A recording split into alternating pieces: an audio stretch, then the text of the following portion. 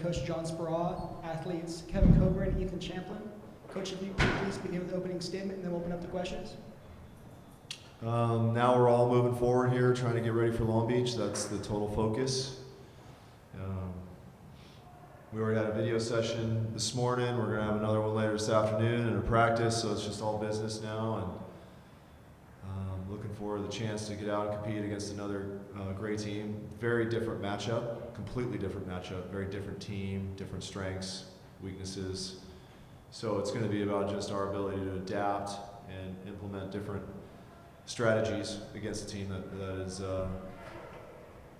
like I said, just a very different team than what we played last night. So I think that's the challenge for us. It's an exciting one. It's the one, that type of challenge is what determines champions at the end, because you play teams in tight sequence that do things in very different ways.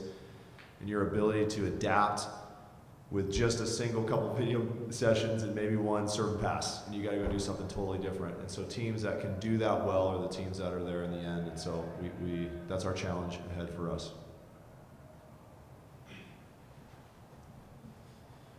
John, I want to ask you about Long Beach, Alex Nikolov. You've seen a lot of volleyball internationally in college. Where is his game right now in the spectrum of, from the college level to the level we play, we would see at the VNL? He's right there, I think. That he should be playing in Europe. I'd prefer if he'd be playing in Europe right now. He's got the size and the arm speed, and I think the experience. You see this a lot, obviously. His dad was a great player, and he grew up watching elite level volleyball at the highest level probably his whole childhood. So he's absorbed a lot of that, and he's got the strength and size and power to match the international game, and he could step right in. I would imagine, I have to look back over the schedule for VNL, but I would imagine he'd be on the court for Bulgaria when we play them sometime in June. And then, Kevin, Ethan, broader question for you. You've had an opportunity to look at the film. What stands out for you the most that Long Beach does and is going to present the biggest challenge for your team? I'd say they just got some pretty elite level pins. Olivier, obviously Nikolov, and Clark's a guy that I've been playing against for a while in the juniors. So just some really high level pins. Guys who I think most of them got awards recently this week, and so just trying to stop them.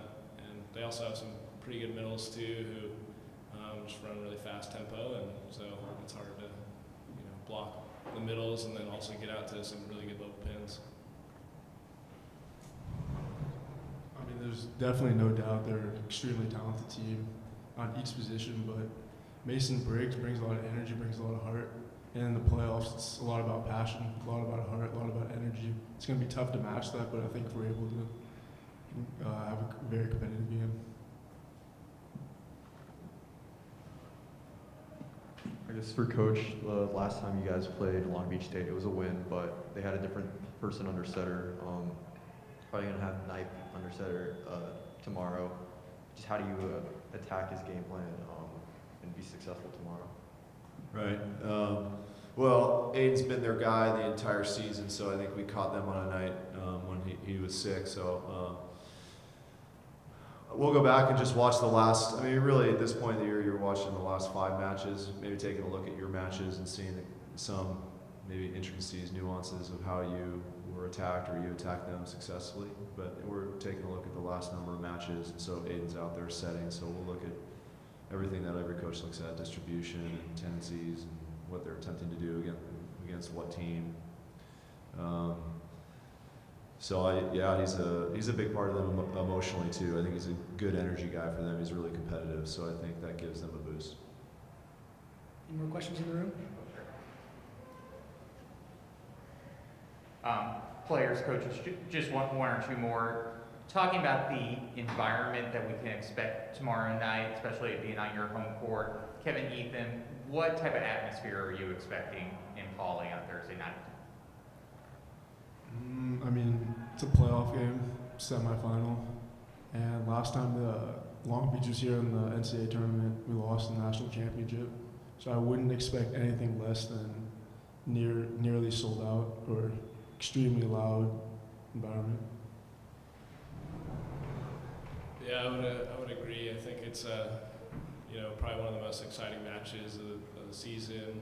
Obviously, Long Beach, Hawaii, and the Big West Conference is a pretty big match. Being in Hawaii, that crowd is always packed, and like Kevin said, I would imagine it being similar here, especially right now because tomorrow's matches are the only games going on in NCAA volleyball, and I expect a lot of just club players to come out, people that just want to watch high-level volleyball. So could be fans of UCLA and Long Beach, but also just people who love volleyball and love the sport. It's great to have it here at Poly Pavilion. A lot of history here, and just expect a really exciting game. And then a broader question for both players. John, you've put together a very diverse roster when you look at the makeup of it. And I just want to ask players, is there anything that you've learned this season just playing with people who come from diverse backgrounds and experiences that you may not have? Yeah, for sure. It's really cool. I mean, we got to go to Atlanta this year and kind of grow the game out there and show the sport to some underprivileged communities that haven't really been able to have the chance to play volleyball, which is obviously a sport that we love, and I want to share that with other people. And it's been really good being able to have locker room talks with people and just knowing that your teammates have the best interest in mind when you have differing viewpoints. We can have debates and things like that, but then as soon as it's over, it's back to we're a team, and we're in this together. And coming towards the end of the season, it's a lot about just like team chemistry and energy. So. Yeah, and building off of what Champlin just said, just great to see other people's perspectives, other people's backgrounds, and how they look at things. It's just very educational and it's a great learning experience to see what other people come from and how they adapt and how they live.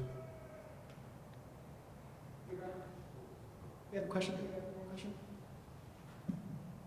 This one's just a little bit of a more fun question for all of you guys. I know you guys said you want to match the energy that Long Beach State's having.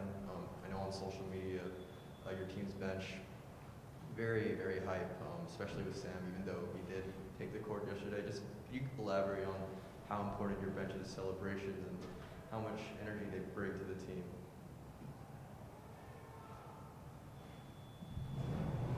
I would say it's really big. I mean, to have guys like Sam Berge, off the bench, obviously came in yesterday, and then even having a guy like Ian Parrish who wasn't suited up for us yesterday, but was right behind the bench, and we were coming in at timeouts, and he was just as sweaty as the players were, just from having great energy, and we have a lot of guys like that off the bench, JR too, and it helps a lot to know that your teammates have your back. Obviously they would want to be playing, especially in a stage like this, and as deep as our team is, a lot of them should be playing. A lot of them are really good, and so to know that our teammates who are oftentimes just as good as the people that are playing, support you 100% and put their maybe egos aside and support you full on and are yelling for you when you get a kill and things like that is just really helpful.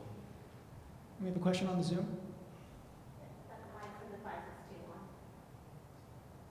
Hey John, how you doing?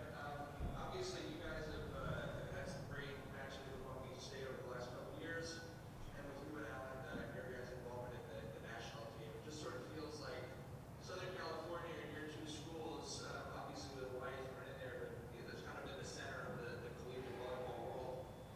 Do you think that that's kind of helping to elevate the sport? Do you think having some of those marquee matchups like with you guys, maybe helps bring some more casual fans in and stuff? Yeah, I think that's a great question. I think it does. I think rivalries build energy and attendance and excitement about a particular matchup, and word of mouth spreads there because it was such a great event. I think that really started to happen maybe in 2018. I think we were number 1 and 2. We went to Long Beach, and it was sold out. And my wife comes in and she says, "They're scalping tickets in the parking lot." And when you're scalping tickets in the parking lot at a men's volleyball match, we're going in the right direction.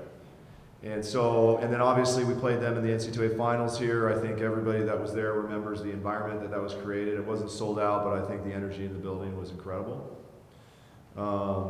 There's obviously some built-in rivalries here in Southern California, obviously, us and SC. And we've had some great matches this year, and Jeff's done a great job of making that program better, particularly this year. They had a great year. But over the course of the last 5, 6, 7 years, it's really, in the SoCal area, it's been a lot about us in Long Beach. And so and it's because they do a great job, and they recruit well, and they coach well. They're well coached. And so it's fun to go out and play those guys. I mean, the truth is, Champlin mentioned it, these guys play against each other in juniors. They know each other pretty well. Great players are aggregating at great institutions and programs that are well run, and they're choosing to go there, which makes great matches down the road for fans, and that's what you're seeing here. Any more questions on the Zoom? That's it. Thanks, guys. Okay, thanks. Thanks. Thank you.